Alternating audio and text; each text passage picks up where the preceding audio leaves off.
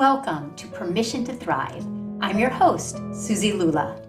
As a spiritual therapist for over 20 years, I have the honor and privilege of ushering women and mothers just like you on a journey from simply surviving to powerfully thriving. I also have the honor of raising our son, Will, who is now a young adult, with my longtime partner, Jamie, so I'm right there on the journey with you. Consider this your personal sanctuary, your space to meet your heart, embrace your messy, and come home to your most authentic, extraordinary self. My hope is that you leave resourced and inspired because you are here to shine. Welcome to Permission to Thrive.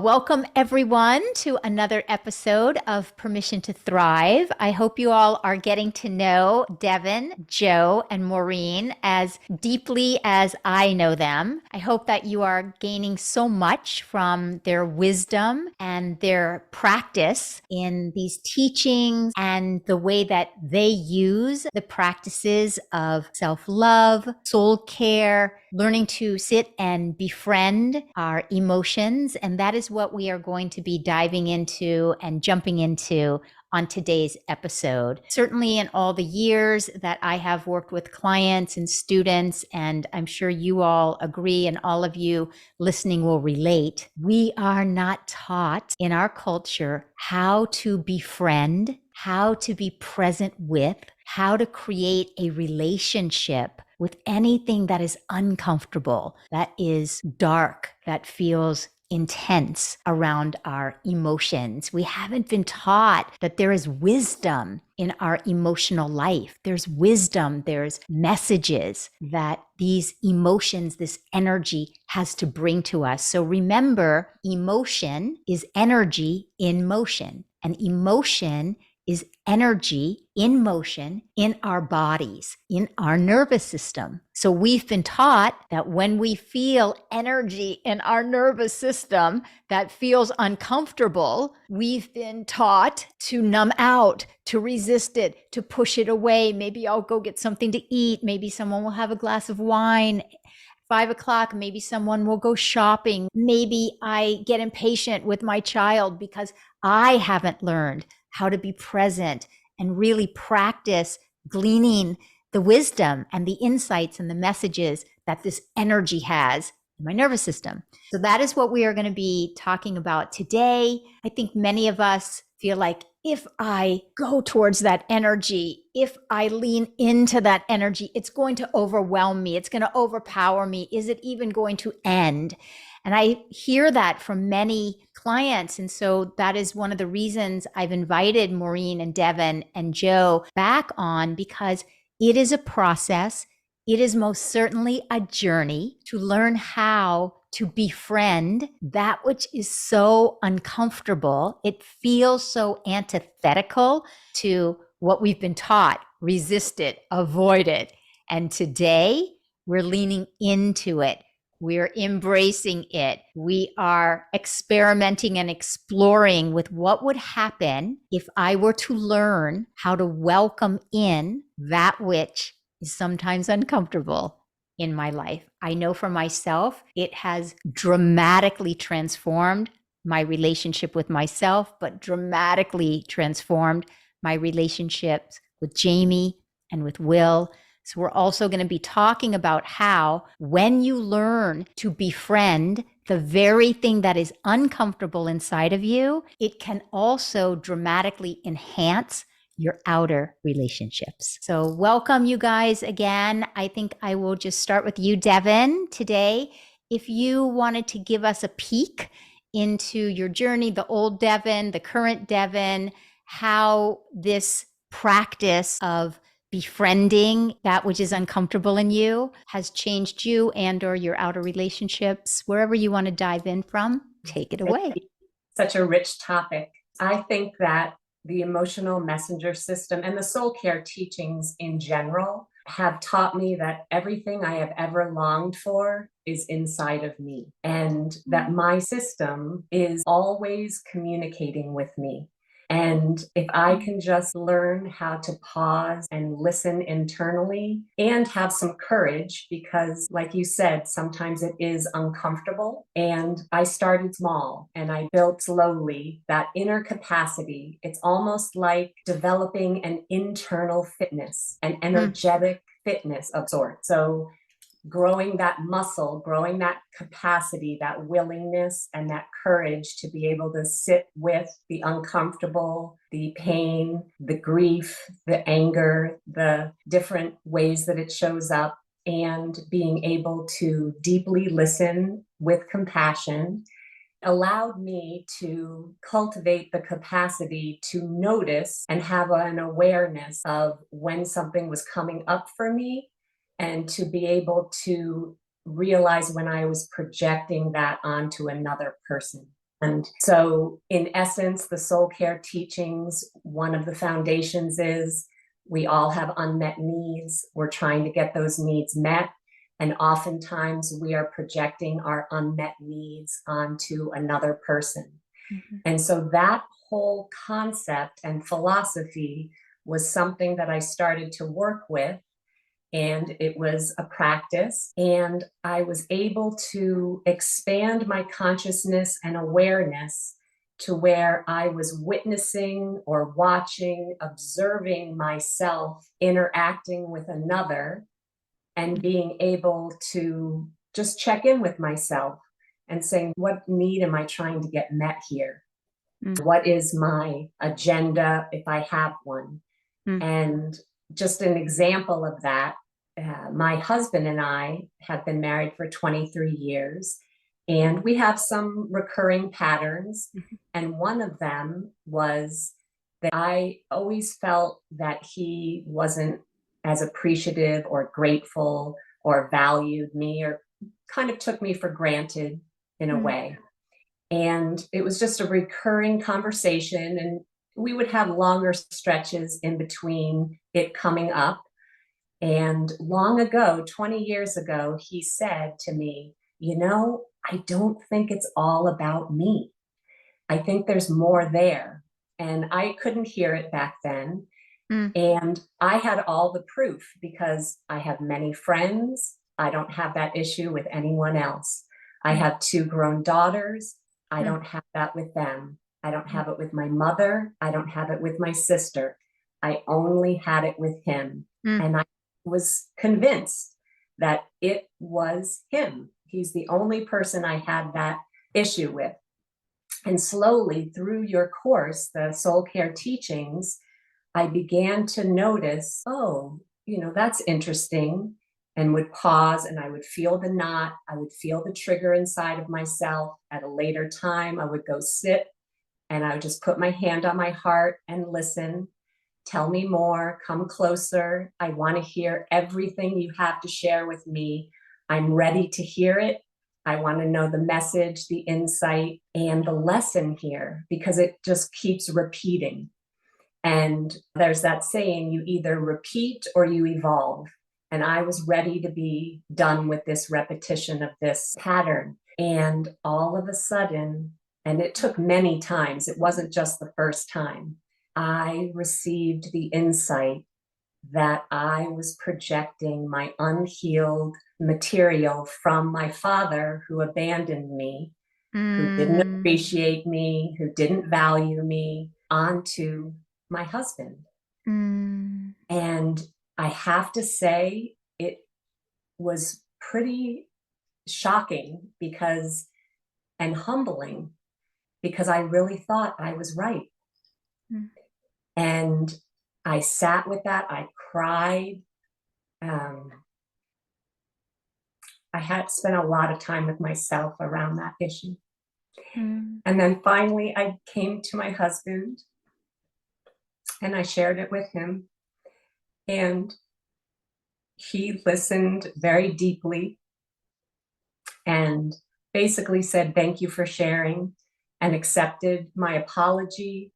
And then later, not in that moment, But later that day, he said to me, you know, honey, is it possible that it could be both and that you could be projecting your unhealed material from your father who abandoned you, and that I have room to grow in the area of expressing my gratitude, my appreciation for all the ways you show up in our relationship. Mm. And that is just one example of how this soul care teachings and the emotional messenger system has literally transformed my life, my relationship with myself, and the relationship with the people I love. Oh, I thank you so much for sharing such an authentic example. I know I'm speaking for Joe and Maureen when I say, for this is why we wanted to come together today.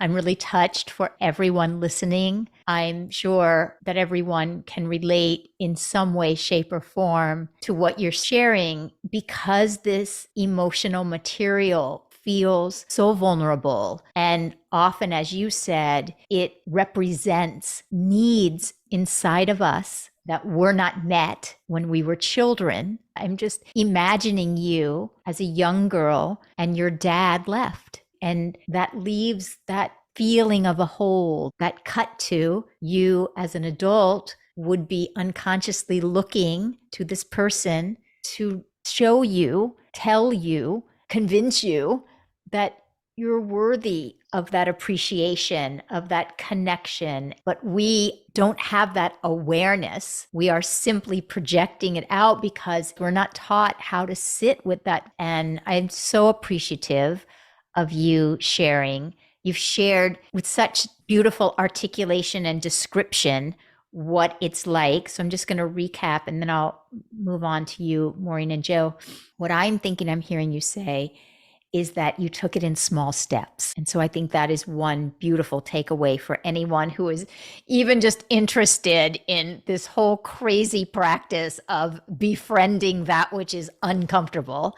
You took it in small steps. So I think that's a wonderful takeaway. And for anyone listening who's interested, if you go back and rewind and just listen to some of what Devin shared, what I appreciated was you had a recognition at some point, oh, I'm projecting this outward. And you really used many phrases. And I think it's the specific phrases that we aren't taught. So I think I heard you say, when you were with your own discomfort, please, I want to know more about it. Tell me all about it. I'm interested. I don't want to repeat these patterns. I want to evolve out of these patterns.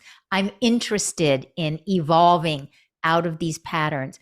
Please share with me your messages, share with me your insights, share with me your wisdom, share with me what is here for me to see. I want to learn. I want to know. You didn't say all of those. I'm elaborating on your phrases. For everyone listening, the more specific phrases of exactly what to say to yourself and how to say it, that tone, that inviting, welcoming, comforting, soothing tone, the more information will be revealed to you. So thank you for describing that so beautifully. Appreciate you very, very much. So appreciate your authenticity. And Maureen, would you like to jump in? Sure. Yeah, it's a big question and it's a big topic, but Devin, thank you so much for sharing your truth with us because I absolutely relate to so many pieces of that. I think for so many of us there comes a point in our life where, and we alluded to this on the previous podcast, of something is calling in our life to turn away from the voice of culture and to tap into the voice of our inner truth and wisdom. And I think what reminded me of that was Devin saying that now she's turning so exquisitely towards herself for the information to guide her in her life. And she's found these teachings that have been so beautiful and meaningful, and life does that to us where push comes to shove and there's really not another way to go anymore. And the answer to me has been to look inward. And when I reflect on my previous self, I was probably nearly 100% in my head all the time. I absolutely projected. I was trying to figure things out. I was running into brick walls like concrete that I couldn't go through, just trying to figuring things out with my mind. And that was really, really easy for then the survival self, the parts that are hard on myself, to shame myself for that. Mm, So it felt like a dog chasing its tail with another voice over it saying, "Why aren't you out of this? Why aren't you out of this yet?" And I think one thing I hear clients saying, and I think I feel myself too, is what I want to experience in life is clarity and find peace. And I wouldn't have necessarily thought that the bridge to coming to a clearer picture of my life or finding more of a peaceful feeling within was going to come through the work of emotions. And that's what I have found in my life. And so the emotions, if we're willing to go there and answer that invitation, they're going to begin to bring us down to our heart space. And that's a huge part of your teaching, Susie, for which I'm so grateful. And when you start down the road of caring so deeply for yourself, and you just said it, Susie, you begin to tell yourself that you're worthy of mhm, feeling quote unquote better or coming to a new place. And I think that at some point when I began these teachings, it just became, it wasn't negotiable. And I began to pay attention. And at first, it was just noticing. I knew that I didn't know how to be with my emotions. They were always so bottled up, they would be acted out onto other people. And it's interesting because I think that we always have the primary teacher in our life. And I have 3 children, and I felt like in many ways I wasn't acting out towards them so much. I was probably a little more suppressed with them, but it's with my partner where either I would bottle it all up or it would come out in anger. And then I would retreat. And I had no way, no skills to be able to mm, repair or be with my emotions. So even what seems like the most simple work of let's put all these emotions out on the table. Let's name them. Which ones do you identify with? Which ones come up most for you? You just start putting it all out there like it's a playground. Let's just go meet them. And you begin the process of getting friendly with them. And then it's the deeper questions that we've talked about, like, oh, I'm so curious. Because I feel like in this 3 year, since I started, I think leaning into your teachings, gosh, it is a daily practice, it's daily work. But I can honestly say, that transformation from the head to the heart. And when I am in that headspace now, I see it so quickly. mhm, And I can't always get there in the moment, but I have tools now. I'm less reactive. I don't get triggered by that much. I don't need to know the answer so much. I think you used the word flow earlier. That's what's entered my life through being with my emotions, through coming to them with compassion. First of all, it puts the mirror on me. And in doing so, inviting myself, come on, Maureen, come back to yourself, come back to yourself. That's what I do mostly now when I get triggered or I try to get in someone else's business. Come back, stay in your lane. What's in it for you? And mm, just naturally, when I've gone through that process, the other person is just more off the hook. If I'm in my lane, taking care of my emotions and myself, guess what? That work is theirs over there and it frees up that energy in me. I think that's what creates the feeling of ease is my energy is not all going towards fixing my relationship or fixing the other person. It's like, come back home, Maureen, come back home, come mm, back home in mm, just such a gentle and compassionate way. So mm. those are just my Oh, beginning thoughts.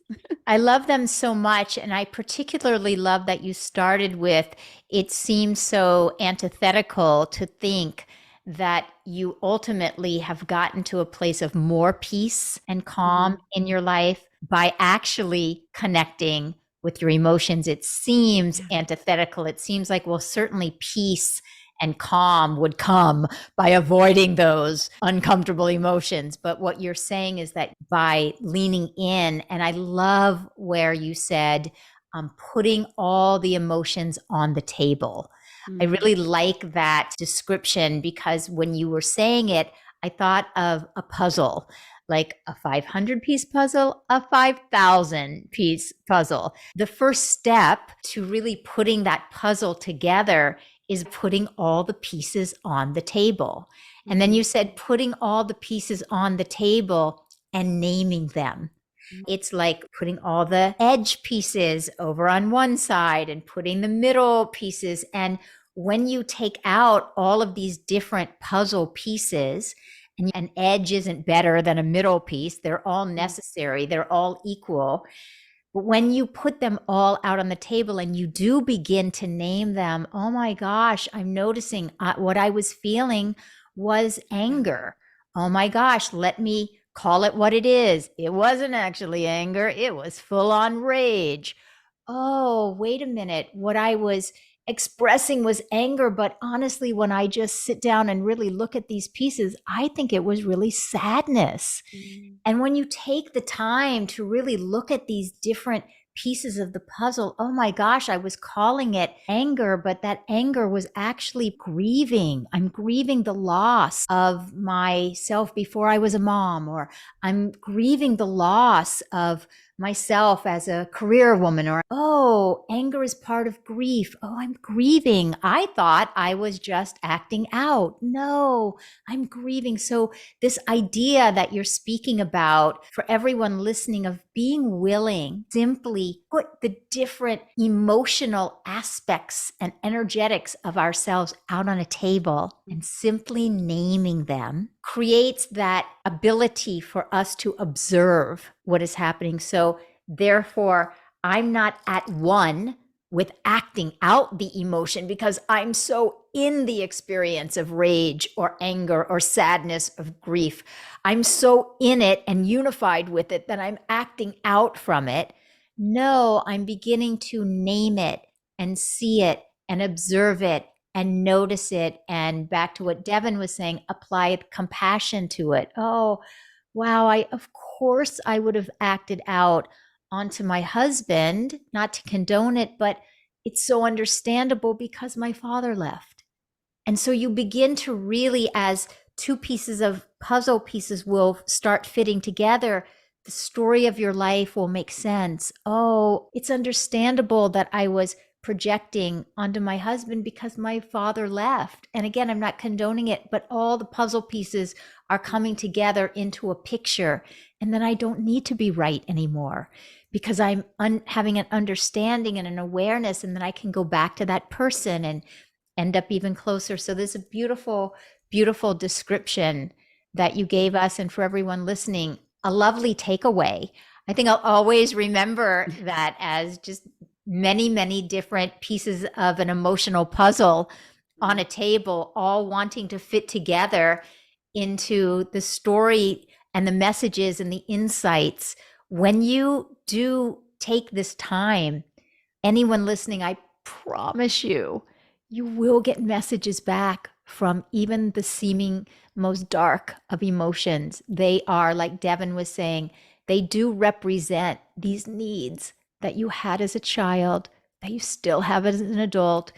And as you begin to identify these are unmet needs, how can I fulfill them for myself?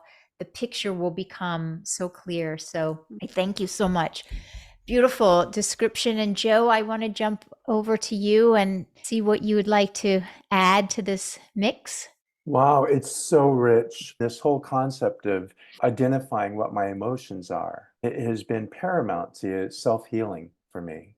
And like Devin was saying, all of your teaching, Suzi, which have been paramount in terms of the emotional guidance system and understanding I have emotions, as Maureen was saying, being able to actually identify them, and then having them become congruent, with my experience, rather than, oh, I would feel an emotion of something that happened a week ago. I'm now so present and available to them. It's like, oh, ouch, that hurt. And now I have the ability to sit with those emotions and say, what's really going on? Because oftentimes it's multi-layered. The first reaction is not really what's happening. And to that point, I just want to illustrate when I was really little, and I'll just full disclosure here, my father was a womanizer, and he was hitting on many of the women, many of the wives in our community. And so therefore, all the children were told, do not go over to that house. Now, I'm a 7-year-old little boy who wants to play and wants to have friends. And I had no friends. Mm, Didn't realize why they wouldn't come over and play. of course. I internalized that there must be something wrong with me. Mm, And all I knew is how, wanting the friendship. So one of the things I did was I put a big auction together, raffle really, in the back porch of all my toys. And it was around Easter time, and the Easter basket was the big prize at the end. So I had all the little kids couldn't resist coming over for toys in the Easter basket and the raffle. And I gave them all numbers, and they were all in the back porch, and we were all hanging out. And until the very last thing was raffled away, which was the Easter basket, and they were gone. But for that period of time, I was feeling a connection. I was feeling I had friends. I was receiving what I thought I was wanting, right? That set up a pattern for me mm, of giving away things. And then as I got older, it became giving away my body, giving away my money, giving away property, anything external. And what was underlying that? No sense of self-worth, mm, of self-love. What it was replaced with, if I were to be really honest, as I began to do this work. So see, I would get triggered, I would be angry, I would try and manipulate the external thing to get my unmet needs met. But as I got deeper, even under the sadness, was a sense of self-loathing and self-hatred, to be mhm, really honest about that. There was a mhm, message when I was really, really young that I took in. It was nonverbal, right? But it was like there was something wrong with me. mm, And so I learned very early on how to begin to manipulate the external to get my needs met. mm, As I began to do this work with the emotional messenger system and sit still with it and really take a look at it and get deep.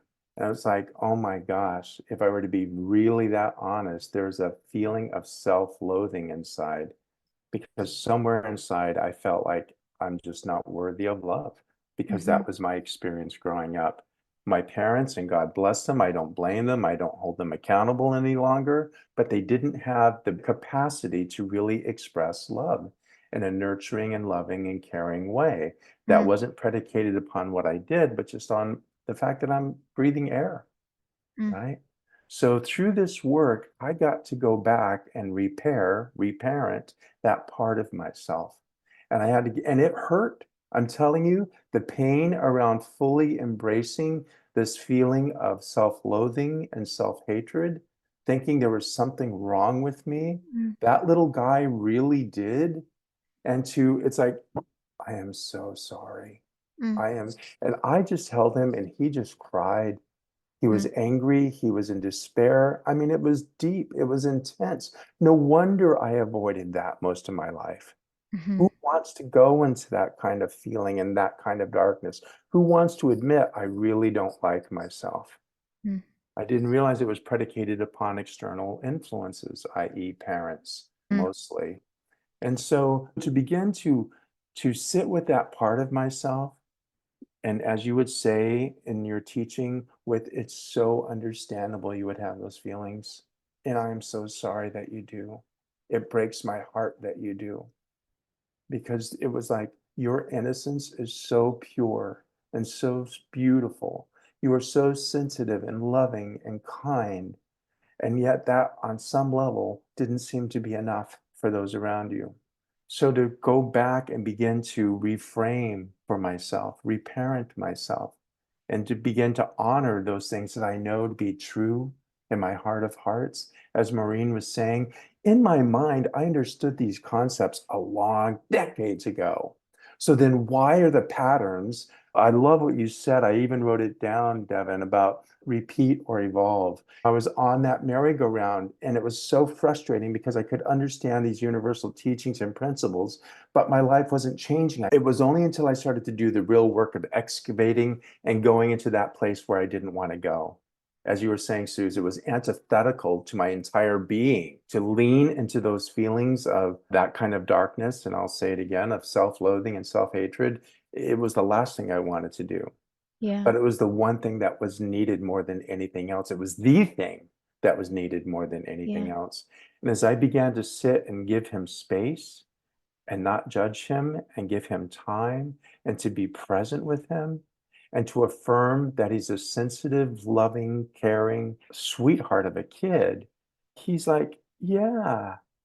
And so what began to happen as I began to do that work with the emotional messenger system and recognize those triggers, that little boy starts to now become one with the grown man that understood the principle. And Yeah. that's real transformation. It's not intellectual understanding. So that journey from the head to the heart, that journey without distance. So the understanding of it was important, but then to find the tools that you teach in soul care allowed me to excavate and go where I needed to go to really do the work.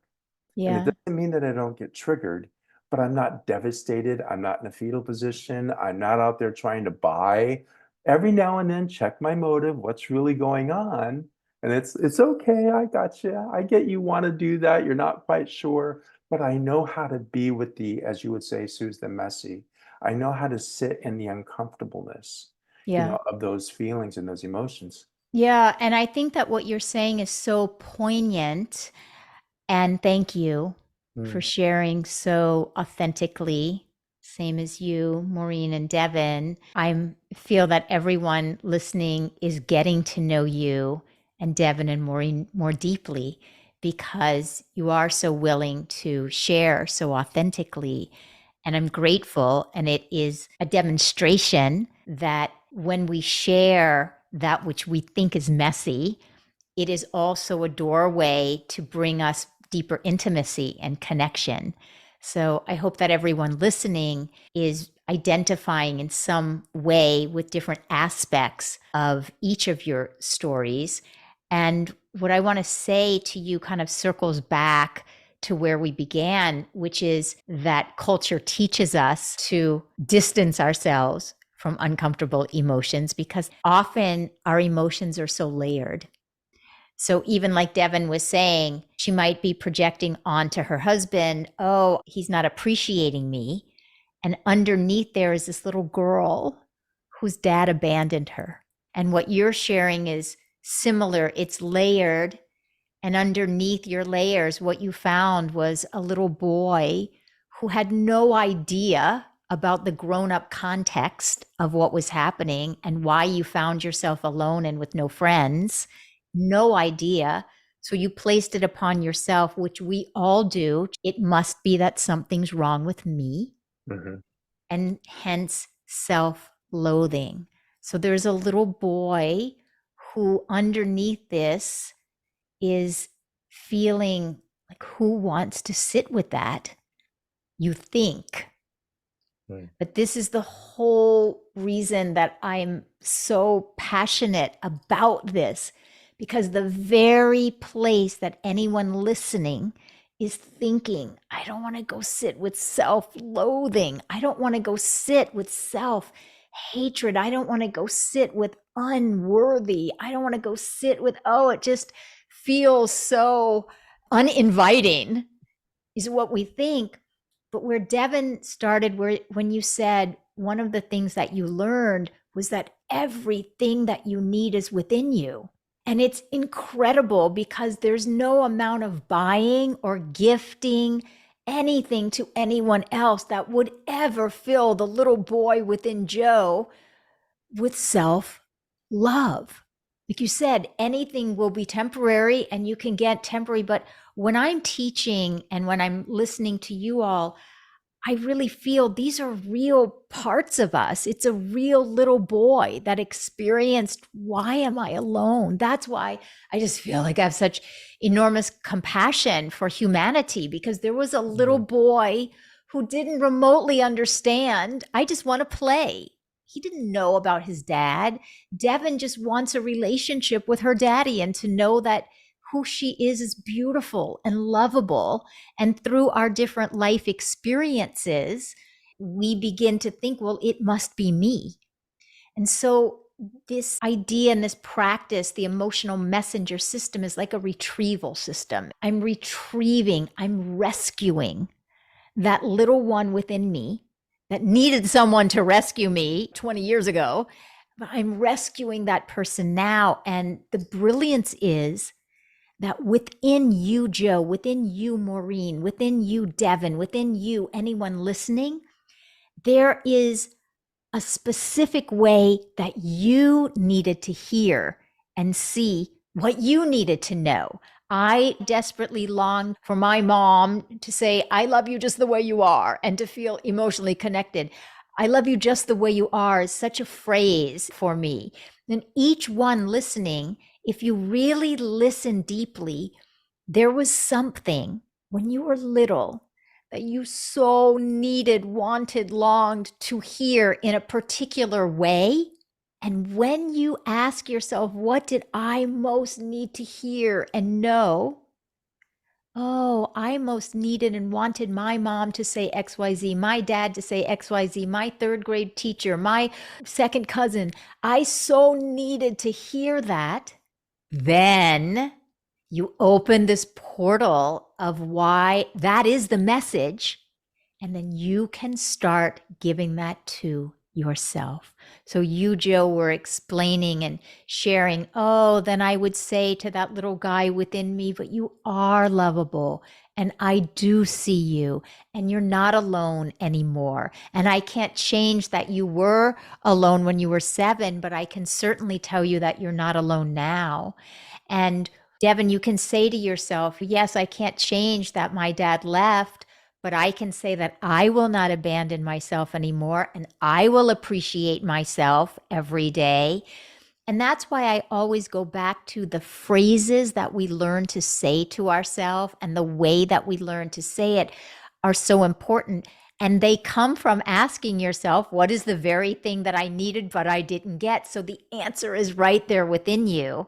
Coming full circle to Devin's original point is that everything that we need is within us. So for everyone listening, first thing is to recognize through each one of your beautiful descriptions, your authenticity, that we first are even willing to say, wow, perhaps what I've been taught to stay away from could be the very thing that will bring me the peace, like Maureen was saying, will bring me the calm, will bring me the intimacy, will bring me the connection.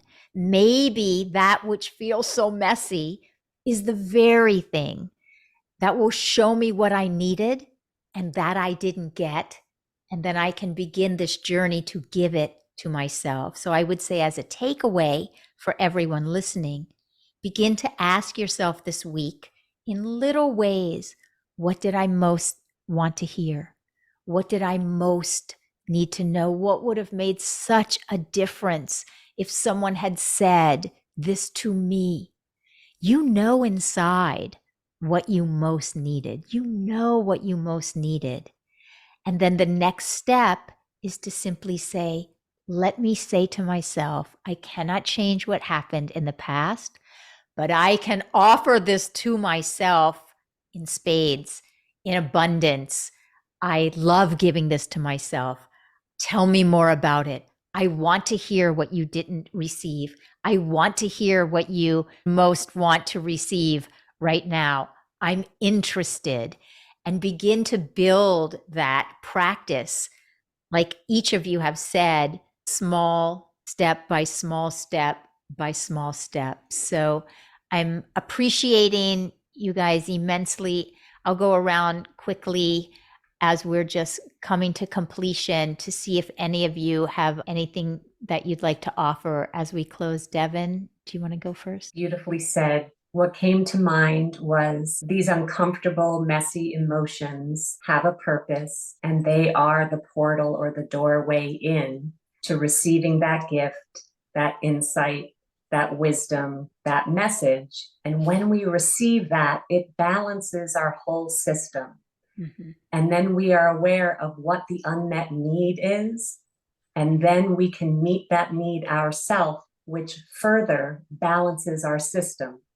And when our system is in a state of balance, we experience our inner worthiness. Some people call that the soul. Some call it your higher self. Some call it your true self. But that is precious and everything. So I'm just so grateful because I move through the world differently, knowing that I can meet my own needs, and it is empowering. And yes, if someone else, my husband, my family, my friends, coworkers, if they meet a need, it's just an adding to, but I, at my core, am empowered to balance my own system, feel my inner worthiness, and meet my own needs. And for that, I am grateful. That's beautiful. The identifying of the unmet need and then the fulfilling of the unmet need balances our nervous system. And when our nervous system is balanced, we don't need to look for it externally. It's icing on the cake. I think, as Joe had said in a previous episode, it's lovely. It is very meaningful, but we have the inner capacity to balance our own nervous system. And that's beautifully, beautifully said. Thank you, Devin. Maureen, any takeaway, last words, things that you want to share? Thank you, Suzi. Thanks for just all the reflections and wisdom today. The thing that's coming to mind to me is that I'm beginning to realize this is that I was gifted this body in this lifetime. And I think the way in our culture we often think of bodies is they take us places that we can work them out. We dress them in certain ways, but they're actually way more valuable and have deeper meaning than just this vehicle that takes us around. And they're not just our operating organs inside, but we have this whole system of energy and motion. And that it is a gold mine for guiding us in our lives. And so that simple kind of but profound realization of this body and what is occurring within me is calling for nourishment. And with the body, we always think of how are we going to nourish with food, but well, how are we going to nourish with compassionate phrases and our language and who we choose to surround ourselves with and what conversations we listen to and take part in. And that's what I'm really interested in and invested in, because I know sitting here with the three of you today, it's exponential what it gives. And I think our conversation is the work. Yes. It's what it's all about. Yeah. So that's my takeaway. Yes. Oh my gosh. So beautifully said that our entire body is a guidance system of energy.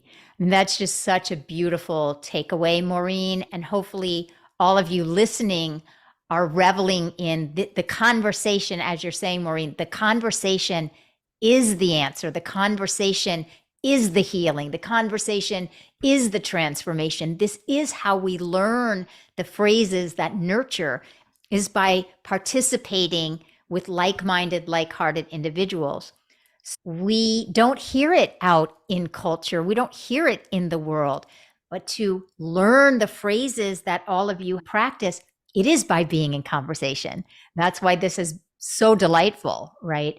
So I hope that you all are getting really specific takeaways. Joe, any takeaways or any last completion thoughts you'd like to share as we wrap up? I would just want to express some gratitude for being with the three of you and feeling inspired and being in conversation. There's no greater conversation I'm really interested in having than this one.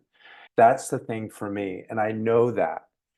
The one thing I'd like to tell your listeners is because we've all been working at this for a period of time, a few years. So if you're just embarking, because we shared so much, bring patience, because it sounds like, oh, I've got this down. I'm telling you, I've been at this for a few decades.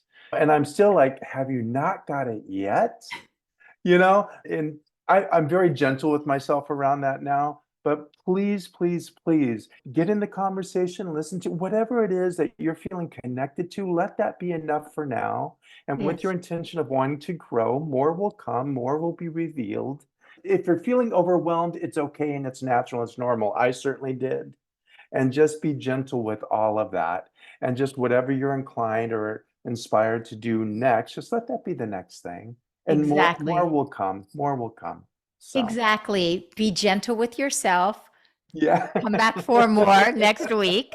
And listen to the podcast, the episodes over and over, and just allow yourself to be immersed, allow yourself to receive that which you guys have so generously offered to everyone. So thank you guys again. I echo what all of us have been saying, is that this very conversation is so soul satisfying. So for everyone listening, I hope that you have had many takeaways. Come back next week for more of the same, and give yourself some space this week to begin to befriend your emotions, and definitely give yourself permission to thrive this week.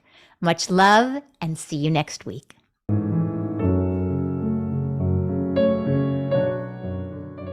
Thank you so much for listening. If there was something in this conversation that spoke to you, we'd so appreciate it if you would take the time to subscribe, leave a 5-star review, and share this episode with women and mothers you know, because you are here to thrive. See you next time.